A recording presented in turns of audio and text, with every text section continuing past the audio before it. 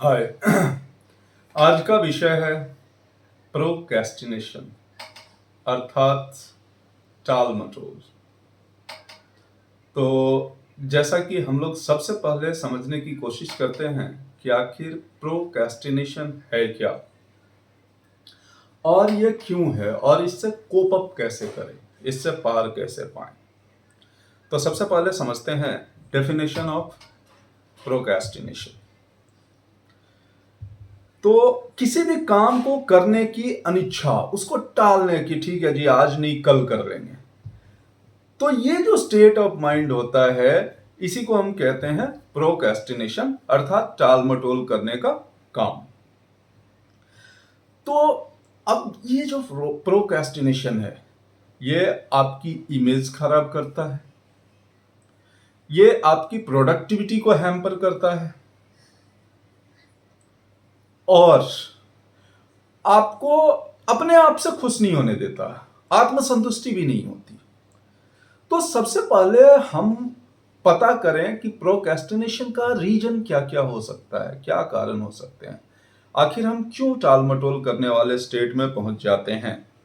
ठीक है, तो रीजन फाइंडिंग में सबसे पहले आपको अपनी पर्सनल लाइफ में देखना पड़ेगा। पर्सनल लाइफ में क्या आप अच्छी नींद ले रहे हैं? हो सकता है आप लंबे समय से सोए नहीं हो तो किसी काम पे ध्यान केंद्रित नहीं कर पा रहे। क्या आपका आहार सही है? क्या आपका खान पान सही है?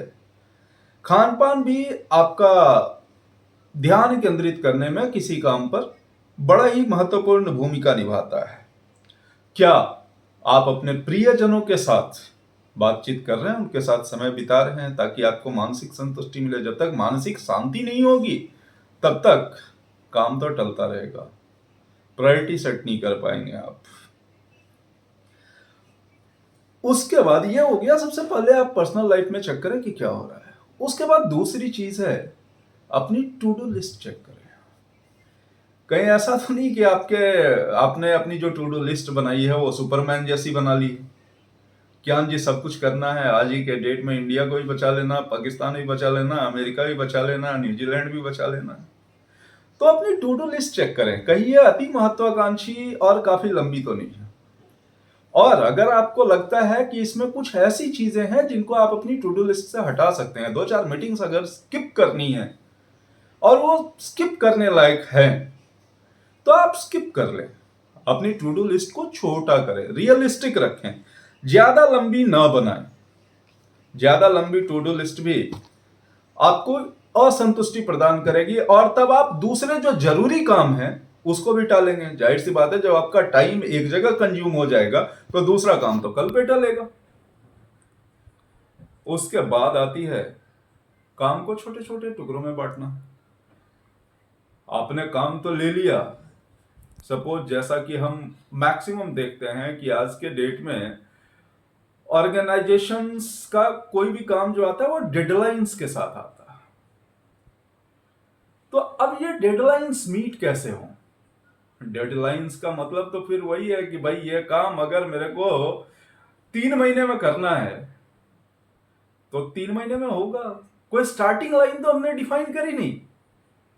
ये ठीक वैसा ही है जैसा बचपन में हम अपने लिए रूटीन्स बनाया करते थे, टाइम टेबल्स बनाया करते थे। टाइम टेबल्स बनाते थे, 6 बजे से ये काम करेंगे, 6 बजे जगना है, जगने के बाद 6 से 8 ये काम करना है, 8 से 10 ये, 10 से 12 ये, 12 से 2 ये। तो इस तरह की लिस्ट तो हम बना लेते थे। डेडलाइन भी होती थी कि हाँ भाई रात के 9 बजे सो जाना, तो सारा काम 9 बजे तक खत्म। लेकिन ये काम स्टार्ट कब से करेंगे? ये काम हम हमेशा कल पे टालते थे। अच्छा आज भर छोड़ देते हैं, देखते हैं इसको कल से करेंगे। तो ये बच्चों वाली जो हरकतें हम आज के डेट में भी कर रहे हैं। तो भाई हम बड़े हो गए हैं, कुछ तो बड़ा जैसा काम करें और किसी भी काम की डेडलाइन से पहले उसकी स्टार्टिंग लाइन डिफाइन करें कि यह काम शुरू कब से करना है। उसके बाद आते हैं कि अब हमने क्या किया कि स्टार्टिंग लाइन सेट कर ली, फिर जब स्टार्टिंग लाइन सेट हो गई तो उसके बाद है कि काम को अलग अलग खंडों में बांट करके उनकी स्टार्टिंग लाइन और उनकी डेडलाइन डिफाइन हो। लाइक मैं एक प्रोफेशनल हूं, तो मेरे लिए कंपनी ने एक डेडलाइन दे दी कि हाँ जी 30 सितंबर को आपकी परफॉर्मेंस रिव्यू होगी। तो अब ये परफॉर्मेंस रिव्यू 30 सितंबर को है, तब तक मेरे को बनानी है एक पीपीटी। अब पीपीटी बनाने का काम अगर मैं लगा रहा हूं कि 30 सितंबर को होनी है, तो मैं 30 सितंबर को स्टार्ट भी करूंगा, 30 सितंबर को खत्म भी करूंगा, तो क्वालिटी जॉब नहीं होगा।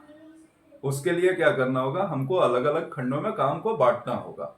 जैसे अब अगर परफॉर्मेंस रिव्यू की पीपीटी बनानी है तो अलग अलग फेजेज में बनेंगे। अलग अलग फेजेज इसके क्या हो सकते हैं, ठीक है, इसके अलग अलग फेजेज हो सकते हैं। जैसे सबसे पहले डेटा पे रिसर्च, कि हम डेटा कहां से लाएंगे। डेटा पे रिसर्च हो गई, डेटा पे रिसर्च के लिए हमने स्टार्टिंग लाइन डिफाइन कर ली, डेटा पे रिसर्च के लिए डेडलाइन भी डिफाइन होगी, तो स्टार्टिंग लाइन डेडलाइन। उसके बाद outlining, drafting, editing and then final submission for review. तो अगर छोटे छोटे टुकड़ों में बांट करके उनके लिए स्टार्टिंग लाइन के साथ डेडलाइंस डिफाइन करें और टाइम टू टाइम अपने आप को रिव्यू करें, तो हमारा काम सही समय पे होगा और हम प्रोक्रेस्टिनेशन के शिकार नहीं होंगे। और इस क्रम में अगर आपको किसी जगह पे लगता है कि हम डिस्ट्रैक्ट हो रहे हैं अपने काम से, तो आज के डेट में डिस्ट्रैक्शन किन चीजों से, आपकी फोन कॉल से, उसके बाद सोशल मीडिया अकाउंट्स, इन चीजों से। तो भाई बनाने वालों ने, डेवलपर्स ने फोन में ना वो फ्लाइट मोड या एयरप्लेन मोड दिया है, तो उसको यूज करें, जरूर यूज करें।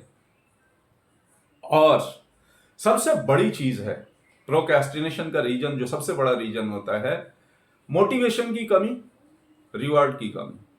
तो अपने आप को रिवार्ड दें, अपने आप के लिए सेट करें कि मेरा ये टास्क कंप्लीट होने के बाद, ये टास्क कंप्लीट हुआ तो ठीक है, हम स्नैक्स के लिए जा सकते हैं, हम बायो ब्रेक के लिए जा सकते हैं, ये मेरा प्रोजेक्ट खत्म हो गया तो आज कलीग्स के साथ पार्टी हो सकती है, या हम खुद अपने लिए पार्टी करें। तो मोटिवेशन, लैक ऑफ मोटिवेशन जो है, ये भी प्रोक्रेस्टिनेशन का एक रीजन है। तो इन सभी तरीकों से हम प्रोक्रेस्टिनेशन से रिकवर कर सकते हैं। आगे के भाग में फिर से और विस्तार में चर्चा करेंगे। तब तक के लिए धन्यवाद।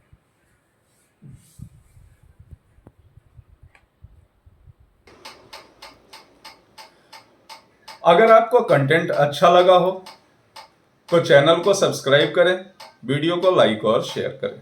धन्यवाद।